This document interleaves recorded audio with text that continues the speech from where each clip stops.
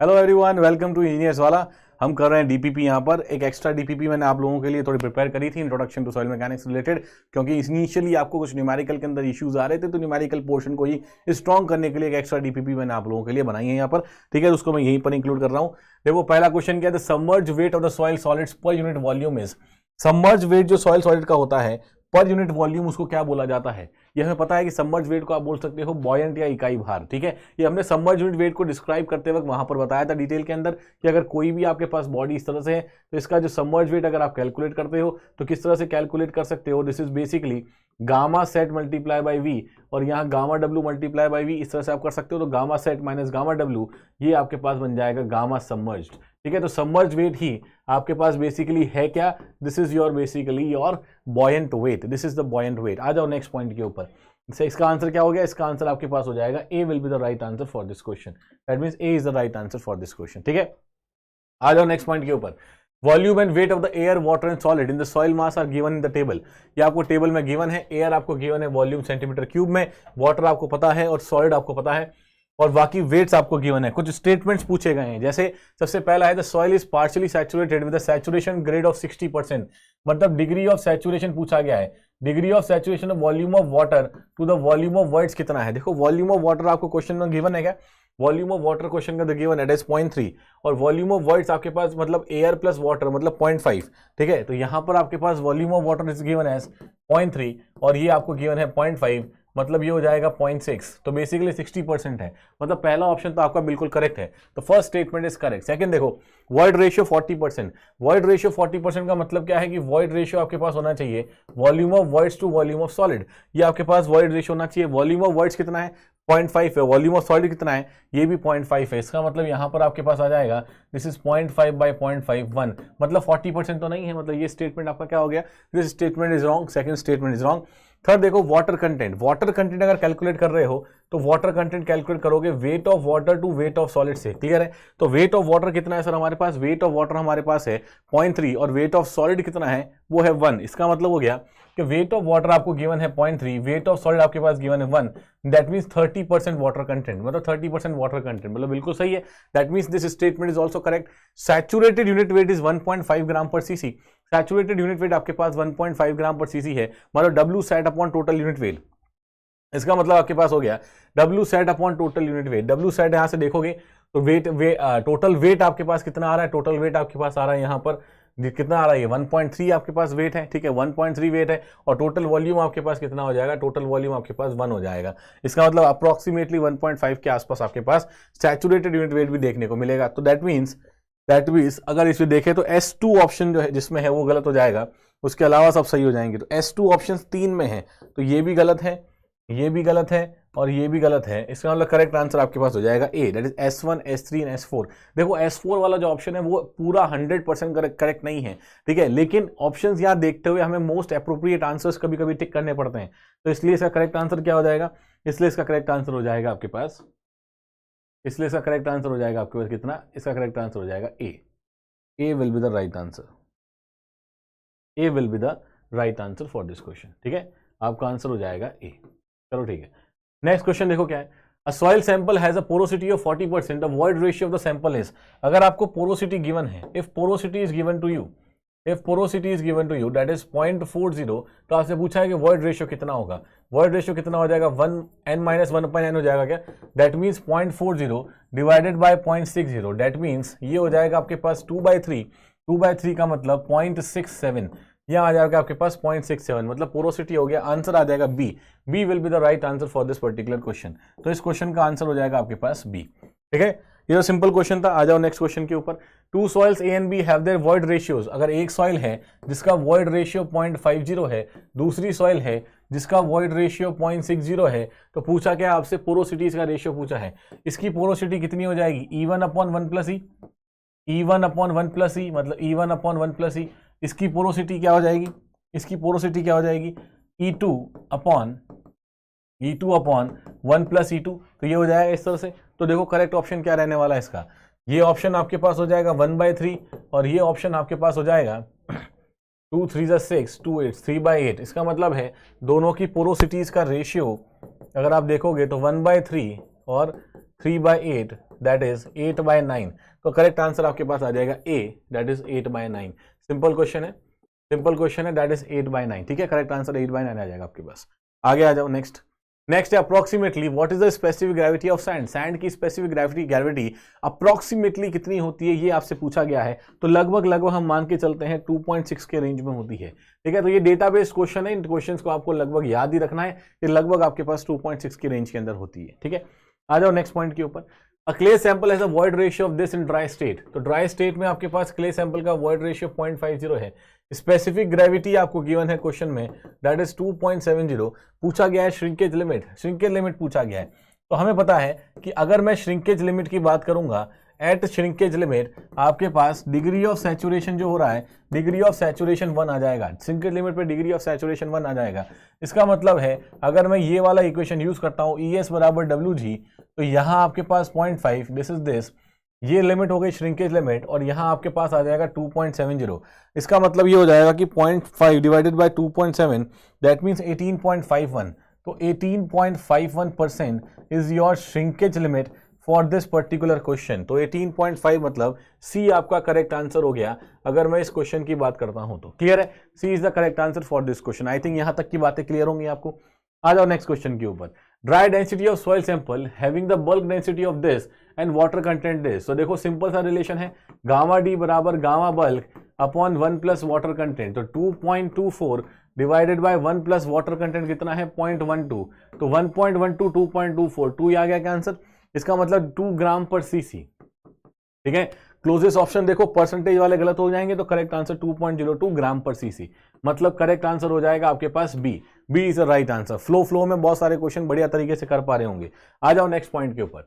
Which of the following gives the correct decreasing order of the densities. Decreasing order आपको densities का पूछा गया है, किसकी सबसे कम डेंसिटी कौन सी होती है, गामा सबमर्ज। ढूंढो यहाँ पर, मतलब सबसे कम क्या ड्राई है, क्या dry dry dry gamma submerge. Submerge density सबसे कम है, इसका मतलब क्वेश्चन को बिना पढ़े भी आप डायरेक्टली इसको आंसर कर सकते हो। डिक्रीजिंग ऑर्डर पूछा था, सबसे लीस्ट आपके पास सबमर्ज हो जाएगा। इसका मतलब C will be the right answer for this particular question. C आपके पास करेक्ट आंसर हो जाएगा इस क्वेश्चन का। आ जाओ नेक्स्ट पॉइंट के ऊपर। नेक्स्ट है the dry density of soil is given by. Dry density बोला गया है, mass of soil to weight of soil नहीं, mass of solids to total volume. बिल्कुल करेक्ट है, आगे बढ़ने की जरूरत नहीं है। तो करेक्ट आंसर आपके पास आ जाएगा बी। यहाँ ड्राई डेंसिटी बोला गया है। ठीक है, dry density, dry density nothing but mass of solids to total volume. ठीक है, ये आपका ड्राई डेंसिटी होती है। Weight of weight to weight, ये तो वेट टू मास का रेशियो है, ये वेट टू वॉल्यूम का रेशियो, यूनिट वेट हो जाएगा ये तो। ठीक है, आ जाओ आगे नेक्स्ट पॉइंट के ऊपर। Find the quantity of soil if dry density is given as. Dry density आपको गिवन है, देखो अभी सेम आपने देखा, तो ड्राई डेंसिटी आपको गिवन है इतना ग्राम पर CC from embankment of a volume, और वॉल्यूम आपको पता है 10⁴ मीटर क्यूब। पूछा क्या है, क्वांटिटी बतानी है। तो क्वांटिटी का मतलब ये होगा कि मास बता दो उसका, टन के अंदर गिवन भी है। तो मास ऑफ द सॉलिड्स यहाँ पे कितना आ जाएगा, डेंसिटी है 1.7 ग्राम, 1.7 ग्राम पर CC multiply by volume. Volume आपके पास है 5 × 10⁴, और ये क्या है metre cube, this is metre cube. ठीक है, तो क्या करना है बेसिकली, आपको क्या करो, इस सेंटीमीटर क्यूब को मीटर क्यूब में कन्वर्ट कर दो, तो मतलब हो जाएगा 10⁶। तो यहां से ये यूनिट कैंसिल आउट हो गई, इतना आपके पास ग्राम आ जाएगा, मतलब 1.75 मल्टीप्लाई बाय 5 × 10⁻10 ग्राम।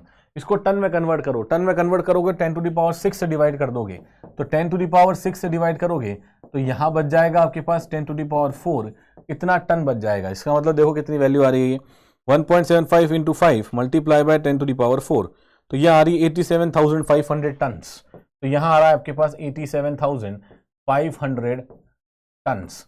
ठीक है, तो ये आपका करेक्ट आंसर होना चाहिए इस पर्टिकुलर क्वेश्चन में, मतलब सी देखो करेक्ट दिख रहा है यहाँ पर, C is the right answer for this question. C is the right answer for this question. ठीक है, आ जाओ next. If the degree of saturation soil is given by this, अगर डिग्री ऑफ सैचुरेशन सॉइल का आपके पास given है 67.89, तो what is the percentage of air content. Simple सी बात है, air content plus degree of saturation 1 है, तो degree of saturation 1 minus air content हो जाएगा।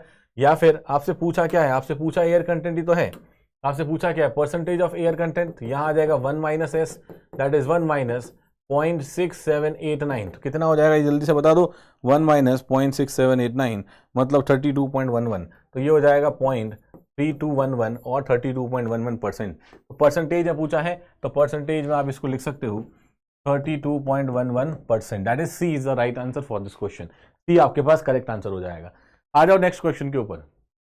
Soil has a bulk density of, soil के अंदर बल्क डेंसिटी आपको गिवन है which is 17.6 kilo newton per metre cube, ठीक है। वाटर कंटेंट आपको गिवन है 10%। If the void ratio remains constant, अगर वॉइड रेशियो कांस्टेंट रहता है then the bulk density of water content, तो आपको पूछा है कि बल्क डेंसिटी, चलो ठीक है, गामा T1 ये पता है, गामा T2 बताना है।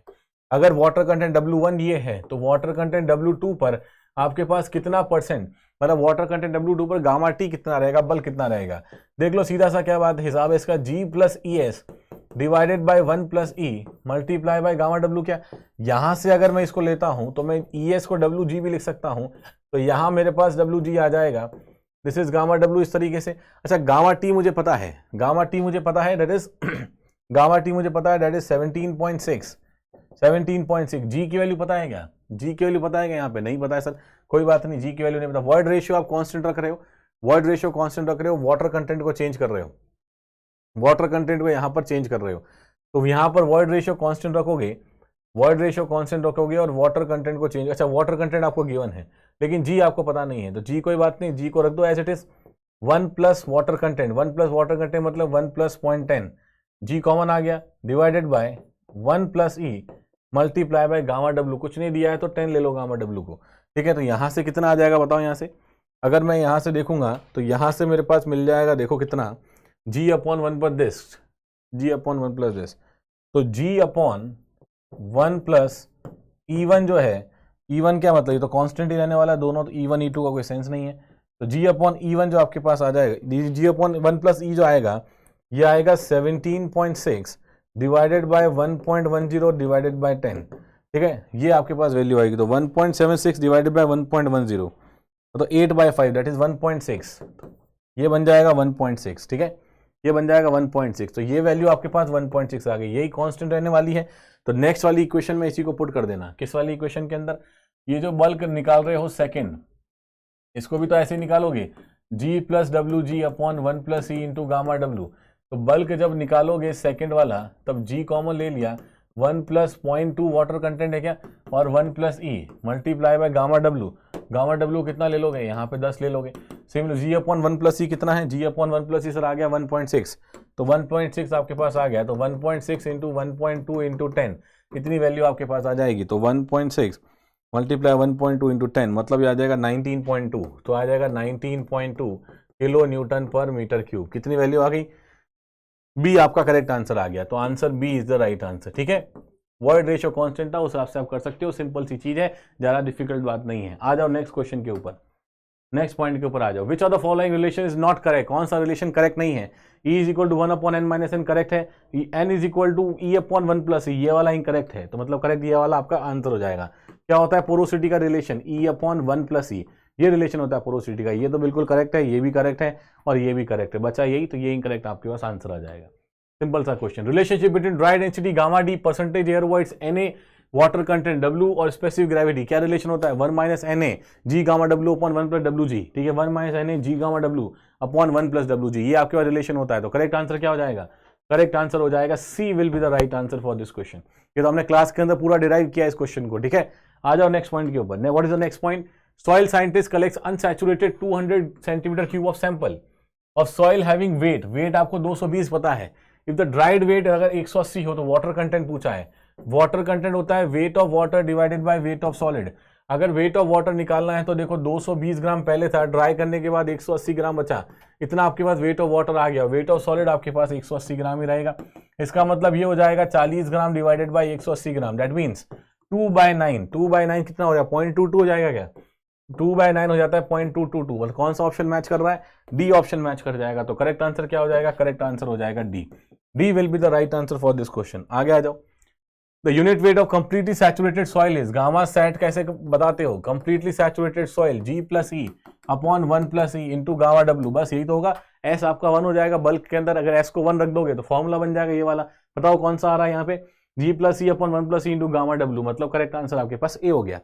ए is the right answer for this question. तो आंसर क्या आ गया इसका, करेक्ट आंसर आ गया आपके पास ए, क्लियर है, सिंपल क्वेश्चन फटाफट कर लिए होंगे आप लोगों ने।